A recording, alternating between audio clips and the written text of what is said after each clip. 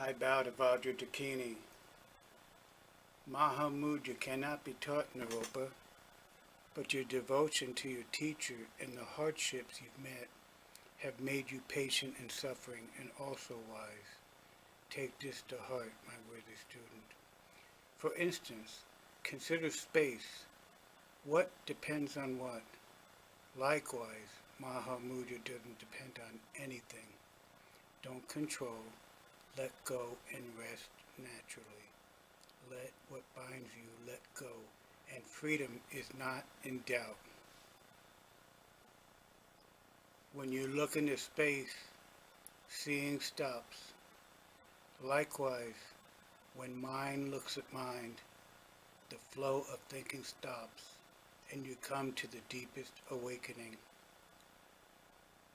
Mists rise from the earth and vanish into space. They go nowhere, nor do they stay. Likewise, thoughts arise. Whenever you see your mind, the clouds of thinking clear. Space is beyond color or shape. It doesn't take on color, black or white. It doesn't change. Likewise, your mind in essence is beyond color or shape. It does not change because you do good or evil. The darkness of 1,000 eons cannot dim the brilliant radiance that is the essence of the sun. Likewise, eons of samsara cannot dim the sheer clarity that is the essence of your mind. Although you say space is empty, you can't say space is like this. Likewise, although mind is said to be sheer clarity, there is nothing there. You can't say it's like this. Thus, the nature of mind is inherently like space. It includes everything you experience. Stop all physical activity. Sit naturally at ease. Do not speak or talk. Let sound be empty like an echo. Do not think about anything. Look at experience beyond thought.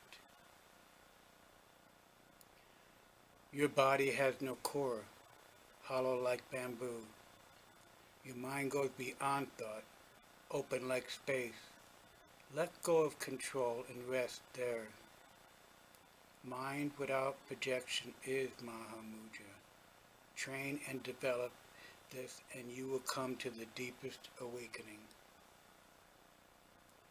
You don't see Mahamudra's sheer clarity by means of classical texts or philosophical systems, whether of the mantras, paramitas, Vinaya, sutras, or other collections.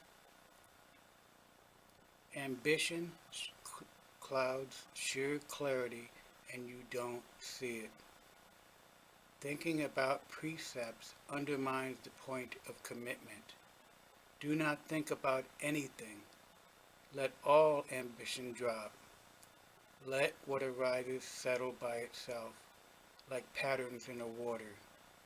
No place, no focus, no missing the point. Do not break this commitment. It is the light in the dark. When you are free from ambition and don't hold any positions, you will see all that the scriptures teach. When you are open to this, you are free from samsara's prison. When you settle into this, all evil and distortion burn up. This is called the light of the teaching. The foolish are not interested in this. The currents of samsara constantly carry them away. Oh, how pitiful. The foolish, their struggles never end. Don't accept these struggles. Long for freedom and rely on a skilled teacher. When his or her energy enters your heart, your mind is free. What joy! Samsara ways are senseless. They are seeds of suffering. Conventional ways are pointless. Focus on what is sound and true.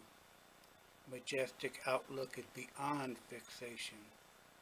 Majestic practice is no distraction. Majestic behavior is no action or effort. The fruition is there when you are free from hope and fear. Beyond any frame of reference, mind is naturally clear. Where there is no path, you begin the path of awakening. When there is nothing to work on, you come to the deepest awakening. Alas, look carefully at this experience of the world.